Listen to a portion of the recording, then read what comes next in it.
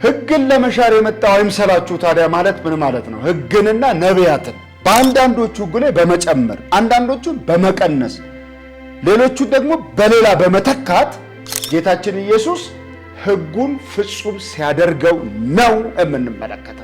ሕግን በመፈጸም ከእግዚአብሔር ጋር እርቅ እንደሚገኝ፣ ሕግን በመፈጸም ወይም የዘላለም ሕይወት ማግኘት እንደሚቻል፣ ወይም ሕግን በመፈጸም ወደ እግዚአብሔር መቅረብ እንደሚቻል አያሳይም ክፍሉ። ሰው ለምንድን ነው በሕግ መጽደቅ የማይችለው? ሕግን በመፈጸም ሰው መጽደቅ አይችልም። ይሄ የአዲስ ኪዳን እውነት ነው። ምክንያቱስ ከተባለ ሕጉ በፍጹም ችግር የለበትም። እሱ ሕጉ ተነግሯል። ሕጉ ቅዱስ ነው ተብሏል። ሕጉ እንከን አልባ ነው። ምንም አይነት ችግር የለበትም ሕጉ ላይ። ችግሩ ምንድነው? ከሰው ነው ችግር ያለው። ለሰው ያንን ሕግ መፈጸም ተስኖታል ይላል የእግዚአብሔር ቃል። ሕግ ሙሴ ጋር እንዳለ ጸጋ ክርስቶስ ጋር አለ። ጸጋ ሙሴ ጋር እንደማይገኝ ሕግም ኢየሱስ ጋር አይገኝም።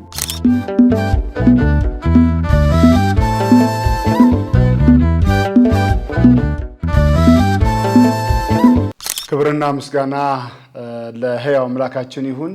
የተወደዳችሁ ቅዱሳን የጌታ ኢየሱስ ክርስቶስ ጸጋና ሰላም ይብዛላችሁ። እንግዲህ ዛሬ በእንዲህ አይነት ሁኔታ በፊታችሁ አለን። የጥያቄና መልስ ሰዓታችን ነው።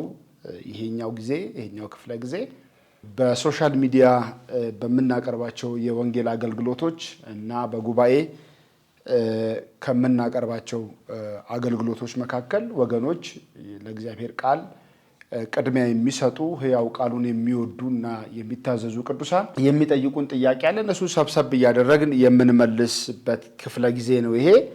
እግዚአብሔር የተመሰገነ ይሁን። ከነዚህ ጥያቄዎች መካከል አንዱ የማቴዎስ ወንጌል ምዕራፍ 5 ቁጥር 17 ላይ የተጠየቀው ነው። ክፍሉ የሚለው እኔ ሕግንና ነቢያትን ለመሻር የመጣሁ አይምሰላችሁ፣ ልፈጽም እንጂ ለመሻር አልመጣሁም ይላል። ስለዚህ ይህንን በተመለከተ የሰዎች ጥያቄ ምንድን ነው? እኔ ሕግን ለመሻር አልመጣሁም፣ እንግዲያስ ልፈጽመው ነው እንጂ። እና ምን ማለት ነው? ኢየሱስ ክርስቶስ በሕግ ለመዳን እንደሚቻል፣ በሕግ የዘላለም ሕይወት ማግኘት እንደሚቻል፣ ሕግን በመፈጸም ከእግዚአብሔር አንዳች ነገር መቀበል እንደሚቻል ያሳያል ወይም ያስረግጣል ወይም አስተምሯል የሚል ነው። ይህም በተመለከተ ዛሬ ሳይሆን ከጥንትም ጀምሮ ይህ ጥያቄ በተደጋጋሚነት ይጠቀሳል ወይም ይታያል። በዚህም ጉባኤ ያላችሁ እንደገና በሶሻል ሚዲያም የሚከታተሉ ወገኖች ይሄ ጥያቄ በአንድም በሌላም ሊቀርብላቸው ይችላል። ወይም አንዳንዶቹ የየራሳቸውም ጥያቄ ሊሆን ይችላል። ወይም በዚህ ጉዳይ ላይ ያልጠራ ወይም ብዥ ያለ አመለካከት ያለው ሰው ሊኖር ይችላል። ይህም በተመለከተ አውዱን ጠብቀን ትርጉሙን ብንተረጉመው ምን ማለት ነው ከሚለው መነሳት ይኖርብናል። ጌታችን ኢየሱስ ክርስቶስ ሕግን በብሉይ ኪዳን የሰጠው እሱ እንደሆነ እናውቃለን። ምክንያቱም አምላክ ነው። ሕዝቤን ያገለግለኝ ዘንድ በምድረ በዳ ይሰዋልኝ ዘንድ ሕዝቤን ልቀቅ ብሎት ፈርዖንን ሕዝቡን ከባርነት ቤት ነፃ ያወጣውና በምድረ በዳ የመራው በኋላም ደግሞ ከዘጸአት ምዕራፍ 19 እስከ ምዕራፍ 23 ድረስ ማለትም በአምስቱ ምዕራፍ 19፣ 20፣ 21፣ 22 እና 23 ላይ ሕጉን በዝርዝር የሰጠው እሱ እንደሆነ እናውቃለን። ስለዚህ ሕጉን ፍጹም ሊያደርገው የሚችል ወይም ሕጉ የተነገረበትን ዓላማ የሚያውቀው እሱ ነው። ሕግን ለመሻር የመጣው አይምሰላችሁ ታዲያ ማለት ምን ማለት ነው? ሕግንና ነቢያትን። ሕግ የሚባለው የቶራው ነው ወይም ደግሞ የሙሴ መጽሐፍት፣ እነዚህ በአምስቱ የሙሴ መጽሐፍት ውስጥ የሚገኙ ሕግጋት ናቸው ሕግ የሚባሉት። የነቢያት መጽሐፍት ደግሞ ነቢያት፣ በነቢያት የተነገረው ሕግ ፍጻሜን የሚያገኘው ወይም ፍጹም የሚሆነው በክርስቶስ ነው። እንደገናም ደግሞ በሕጉ የተሰጠው ትእዛዝ ሕግ ፍጽምናን የሚያገኘው በጌታችን ነው። ይሄ ማለት ምን ማለት ነው? ሕጉን ልፈጽም መጥቻለሁ ማለት ምን ማለት ነው? ሕጉን ልፈጽም መጥቻለሁ ማለት ፍጹም ላደርገው መጥቻለሁ ማለት ነው። ፍጹም ላደርገው መጥቻለሁ ወይም ፍጹም ሊያደርገው ተገልጧል ጌታችን ኢየሱስ ክርስቶስ። ለመሻር አልመጣም፣ እውነት ነው። ሊፈጽመው ወይም ፍጹም ሊያደርገው ነው ጌታችን ኢየሱስ ክርስቶስ የተገለጠው፣ ፍጹም ሊያደርገው ሕጉ። ምክንያቱም ሙሴ ከተናገረው በላይ የተናገረበትን ኢንቴንሽን የሚያውቀው ተናጋሪው ራሱ ነው። ለሙሴ ሕጉን የሰጠው ጌታ ከሙሴ ይልቅ ሕጉን የሚያውቀው እሱ ነው። ስለዚህ ሕጉን ሊፈጽም መጥቷል፣ ወይም ፍጹም ሊያደርገው ተገልጧል ጌታችን ኢየሱስ። የሕጉንም ይሁን በነቢያት ትንቢቱን ያናገረው ጌታ እሱ ከተናጋሪዎቹ ይልቅ ሕጉን ፍጹም ሊያደርገው ይችላል። ምክንያቱም እነሱ የሱ እንደራሴ፣ እነሱ የሱ ምንድን ናቸው? በምድር ላይ ተወካዮች ናቸው። እሱ ግን በሰማይ ሕጉን ምን ያደረገው ነው? የሰጠው ነው ጌታ። ስለዚህ ሕጉንም ፍጹም ሊያደርገው በስጋ ተገልጧል። ይህንን በተመለከተ እስቲ አንድ ነገር እንመልከት። የዘዳግም መጽሐፍ ምዕራፍ 5 ቁጥር 15 ላይ ምን ይላል? በሰንበት ምንም አትስሩ ይላል። ለምሳሌ ሕጉ በሰንበት ምንም እንዳይሰራ ይከለክላል። ምንም ማለት ምን ማለት ነው? ምንም የተብራራ ነገር የለውም። ለምሳሌ አንድ ሰው እንስሳው ወይም አህያው በገደል ውስጥ ቢወድቁበት ምንድን ነው ማድረግ ያለበት? ማንሳት ነው ያለበት? መተው ነው ያለበት? ምንም አትስሩ ብሏል ሕጉ። ስለዚህ ይህንን ፍጻሜውን የሚሰጠው ጌታችን ነው። ፍጽምናን የሚሰጠው ራሱ ጌታችን ነው። እስቲ ይህንን በተመለከተ በሰንበት ምን መስራት እንደተፈቀደ የሚናገርበትን ክፍል እንመልከት። የማቴዎስ ወንጌል ምዕራፍ 12 ላይ ጌታ ኢየሱስ አንድ ነገር ቀርቦለት ነበረ። ያ እጁ የሰለለችበት ሰው መጥቶ ነበር በጉባኤ መካከል እና ኢየሱስ ምን ብሎ እንደጠየቃቸው እንመልከት።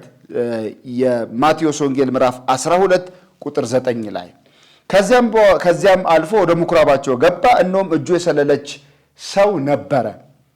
ይከሱትም ዘንድ በሰንበት መፈወስ ተፈቅዷልን ብለው ጠየቁት። አያችሁ፣ ተፈቅዷል በሰንበት ምንም አትስሩ ብሏል ሙሴ። በሰንበት ግን መፈወስ ተፈቅዷል። እርሱ ግን ምን አለ? ከእናንተ አንድ በግ ያለው በሰንበት ጉድጓድ ቢወድቅበት ይዞ የማያወጣው ሰው ማን ነው? ወይ ሰንበት ነው፣ ምንም አትስሩ ብሏል ሙሴ። ልክ ነው። ግን በጋችሁ ቢወድቅባችሁ ወደ ገደል ውስጥ ቢገባባችሁ አታወጡትም ወይ? ወይም የማያወጣው ሰው ማን ነው ብሎ ጠየቀ ጌታ። ስለዚህ በሰንበት መልካም ማድረግ ተፈቅዷል ማለት ነው አለ ኢየሱስ።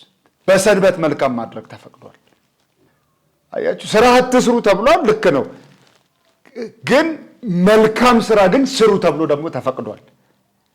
ሰንበትን በተመለከተ ለምሳሌ የሙሴ ሕግ ነው ሰንበትን ጠብቅ ወይም በእሷ ምንም ስራ አትስራባት የሚለው የሙሴ ሕግ ነው።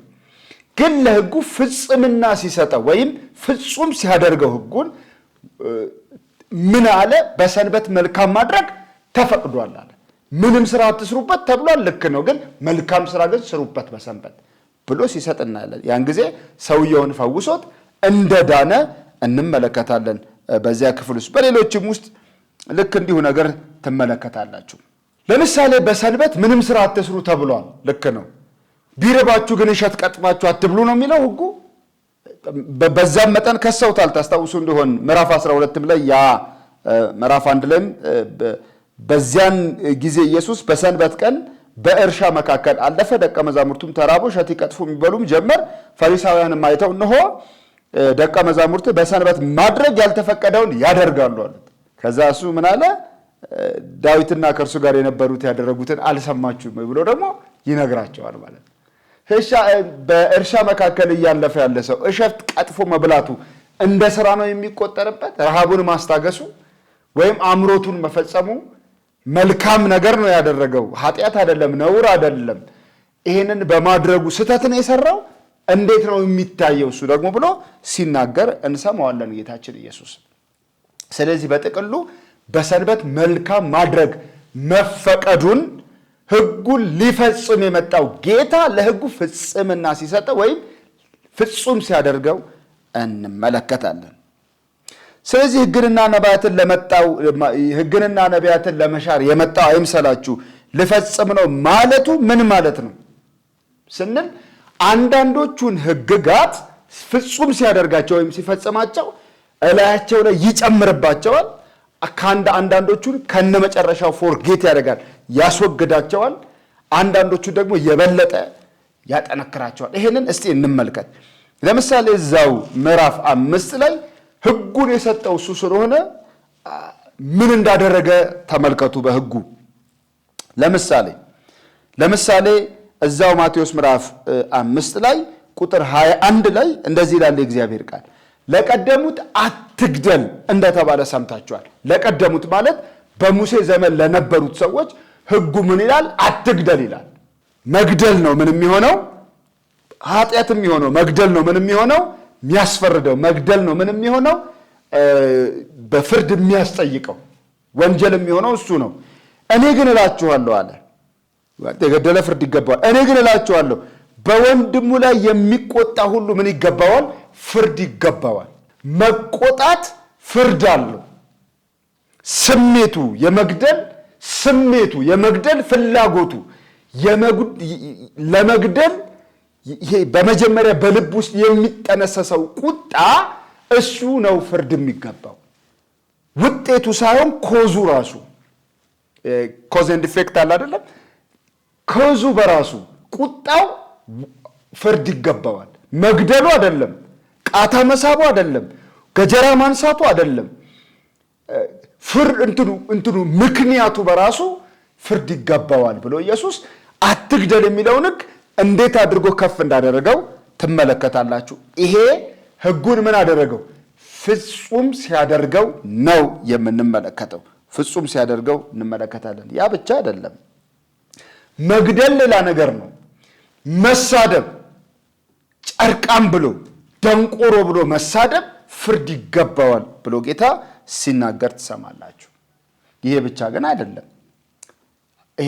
አይደለም። ቁጥር 27 ላይ ሄደን ብናይ ለምሳሌ አታመንዝር እንደተባለ ሰምታችኋል። ሕጉ ምን ይላል? አታመንዝር ይላል። አታመንዝር መመኘት ወይም አንድን ሴት መፈለግ ላይ ሕጉ እንደሱ አይደለም የሚለው። አታመንዝር እንደተባለ ሰምታችኋል። እኔ ግን እላችኋለሁ። አያችሁ፣ ሕጉን ምን ሲያደርገው?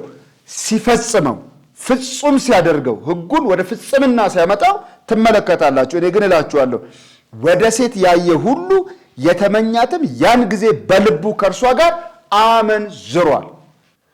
ነገሩን ከፍ ሲያደርገው ነው የምትመለከቱት። ከፍ ያደርገዋል ጌታችን ኢየሱስ።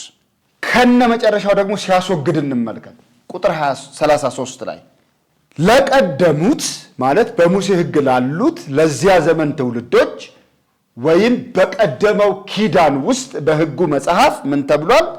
በውሸት አትማል ተብሏል። ነገር ግን መሐላዎችን ለጌታ ስጥ ይላል እንደተባለ ሰምታችኋል። እኔ ግን እላችኋለሁ አትማሉ። አያችሁ፣ አትማሉ። መማል የተፈቀደ ነው በብሉይ ኪዳን፣ የምታውቁት ነው። በርካታ ጥቅሶች ማንሳት ይችላል። ይሄኛው ግን አትማሉ። በአዲስ ኪዳን ሕጉን ወደ ፍጹምነት ሲያመጣው አትማሉ ይላል። አትማሉ። ከዛስ በሰማይም ቢሆን የእግዚአብሔር ዙፋን ነው፣ በምድርም ቢሆን የእግሩ መረገጫ ናት፣ በኢየሩሳሌም ቢሆን የታላቁ ንጉሥ ከተማ ናት። በራስህም ቢሆን ይድፋኝ ይገልብጠኝ ማለት ነው። በራስህም ቢሆን እንዳትምል። ለምን? ምክንያቱም በፀጉርህ ላይ ምንም አንተ አቅም የለም። ጥቁሩን ነጭ፣ ነጩን ጥቁር ልታደርግ አትችልም። ራስህንም በተመለከተ ምንም ማድረግ አትችልም። ስለዚህ ምን ላድርግ ታዲያ? እውነት ቢሆን አዎን ቢሆን ነገራችሁ አዎን፣ አይደለም ቢሆን አይደለም ይሁን፣ እንዳትምሉ። ይሄንን ሲያስወጣው እንመለከታለን። በአንዳንዶቹ ሕጉ ላይ በመጨመር አንዳንዶቹን በመቀነስ ሌሎቹን ደግሞ በሌላ በመተካት ጌታችን ኢየሱስ ሕጉን ፍጹም ሲያደርገው ነው የምንመለከተው። ሕጉን ፍጹም አደረገው እንጂ ኢየሱስ ሕግን ልፈጽም መጣው እያለ ሕግን በመፈጸም ከእግዚአብሔር ጋር እርቅ እንደሚገኝ፣ ሕግን በመፈጸም ከእግዚአብሔር ጋር መታረቅ እንደሚቻል ወይም የዘላለም ሕይወት ማግኘት እንደሚቻል ወይም ሕግን በመፈጸም ወደ እግዚአብሔር መቅረብ እንደሚቻል አያሳይም ክፍሉ ማለት ነው። ሰው ለምንድን ነው በሕግ መጽደቅ የማይችለው? ሕግን በመፈጸም ሰው መጽደቅ አይችልም። ይሄ የአዲስ ኪዳን እውነት ነው። ምክንያቱስ ከተባለ ሕጉ በፍጹም ችግር የለበትም። እሱ ሕጉ ተነግሯል። ሕጉ ቅዱስ ነው ተብሏል። በዚህ በሮሜ መጽሐፍ ላይ ሕጉ ፍጹም ነው ተብሏል። ሕጉ እንከን አልባ ነው። ምንም አይነት ችግር የለበትም። ሕጉ ችግር የለበትም። ችግሩ ምንድን ነው? ከሰው ነው ችግር ያለው። ለሰው ያንን ሕግ መፈጸም ተስኖታል ይላል የእግዚአብሔር ቃል። ለምሳሌ ገላትያ ምዕራፍ 2 ላይ እንኳን ሄደን ብንመለከት ስጋን የለበሰ ሁሉ በሕግ ሥራ ስለማይጸድቅ አያችሁ በሕግ ሥራ ስለማይጸድቅ እኛ ራሳችን በሕግ ሥራ ሳይሆን በክርስቶስ እንጸድቅ ዘንድ በክርስቶስ አምነናል ይላል። ሰው በሕግ ሥራ አይጸድቅም። ራሳቸው አይሁድ እንግዲህ ሐዋርያው ጳውሎስ አይሁድ አይደለም ሕግ የተሰጠ እኛ ራሳችን ለመጽደቅ በክርስቶስ አምነናል። ለምን? ሰው በሕግ ሥራ መጽደቅ ስለማይችል። ለምንድነው ስንል ሮሜ ምዕራፍ 8ን ብንመለከት ለስጋ ተስኖታል ነው የሚለው። በቃ ሕግን መፈጸም ለስጋ ተስኖታል፣ አይችልም። ለዛ ነው የሮሜ መልእክት ምዕራፍ 7 ላይ እምፈልገውን አላደርግም እማልፈልገውን አደርጋለሁ፣ ምፈልገውን እማላደርግ ከሆነ ማልፈልገውን የማደርግ ከሆነ አሁን እኔ አይደለሁም ይልና በእኔ የሚኖር የኃጢአት ሕግ እሱን ያደርጋል። ምክንያቱም ኃጢአት ስበት አለው፣ እየሳበ ይጥላል። ሕግ በቀላሉ ስንመለከት ምን ማለት ነው ካልን ሕግ እንደ መስታወት ነው። ሕግ ጉስቁልናህን ያሳያል፣ ውርደትህን ያሳያል፣ ከእግዚአብሔር ሐሳብ ምን ያህል ሩቅ እንደሆንክ ያሳያል እንጂ ምንም ሊረዳና ሊያገዝ አይችልም። ጸጋ እስከተባለ ጸጋ ግን የማድረግ አቅምን ያሳያል፣ ይጨምራል። ለምሳሌ ኃጢአተኛ መሆናችንን መንገር ብቻ ሳይሆን እንዴት እንደምንጸድቅ መፍትሄ ይጠቁማል። ጸጋ የምንጸድቅበትን ያንን የጌታን ጸጋ እንድንቀበል ያደርገናል። ወደ እግዚአብሔር የምንቀርብበትን መንገድ ያቀርባል ጸጋ። አያችሁ በጣም ልዩ ነው እና ሰው ሕግን በመፈጸም ምን አይልም አይጸድቅም፣ ከእግዚአብሔር ጋርም አይታረቅም። ስለዚህ ይሄ ክፍሉ ሕግን በመጠበቅ በመጾም በመጸለይ የመሳሰለውን በቃ ሰዎች እንጸድቅበታለን ብለው የሚያስቡትን ሁሉ ሕግ በመፈጸም ሰው ወደ እግዚአብሔር ሊቀርብ አይችልም። 4 ነጥብ። የሚቻለው በምንድን ነው? በጸጋ ነው ሰው የሚጸድቀው። ለዛ ነው ጸጋንና እውነትን ተመልቶ ኢየሱስ የተገለጠው። ሕግ በሙሴ ነበር፣ ጸጋስ በክርስቶስ ኢየሱስ። ሕግ ሙሴ ጋር እንዳለ ጸጋ ክርስቶስ ጋር አለ። ጸጋ ሙሴ ጋር እንደማይገኝ ሕግም ኢየሱስ ጋር አይገኝም። ስለዚህ ሕግን በመፈጸም ሰው እጸድቃለሁ ከእግዚአብሔር ጋር እታረቃለሁ ብሎ ሊያስብ አይችልም። ስለዚህ ሕግንና ነቢያትን ለመሻር የመጣው አይምሰላችሁ ማለት የሕግም መሰጠት እንግዲህ የነቢያቱም የትንቢት ፍጻሜው ክርስቶስ ኢየሱስ እንደሆነ እናውቃለን። እሱ ወደ ፍጻሜ እንዳመጣቸው ወይም ፍጹም እንዳደረጋቸው እናውቃለን ወይም እንረዳለን ማለት ነው። የተወደዳችሁ የጌታ ጸጋና ሰላም ይብዛላችሁ። እንግዲህ ይህንን በሶሻል ሚዲያም ላይ ያሉ ወገኖች ይረዱታል፣ ይገነዘቡታል፣ ብዥታም ይጠራበታል ብዬ አምናለሁ። ተጨማሪ ደግሞ ካለ መነጋገር እንችላለን። የጌታ የኢየሱስ ጸጋና ሰላም ይብዛላችሁ። ሁል ጊዜ መጽሐፍ ቅዱሳችንን ስናጠና የሚናገርበትን አውድ ማየት በጣም በጣም አስፈላጊ ነው። ይሄ ክፍል በሕግ ሥራ ስለ መጽደቅ የሚናገር ክፍል ሳይሆን ኢየሱስ እንዴት ሕጉን ወደ ፍጹምነት እንዳመጣው የሚናገርበት ክፍል ነው። ፍጹም አደረገው፣ ሕግን ፍጹም አደረገው የሚለውን ነው የምንረዳው እንጂ ኢየሱስ ሕግን በመፈጸም ወይም ሕጉን በመተርጎም ሕጉን ፍጹም አድርጎታል የሚል ትርጉም የለውም። የጌታ የኢየሱስ ጸጋ እና ሰላም ይብዛላችሁ። ተከናወኑ፣ ተባረኩ። እግዚአብሔር ከእናንተ ጋር ይሁን።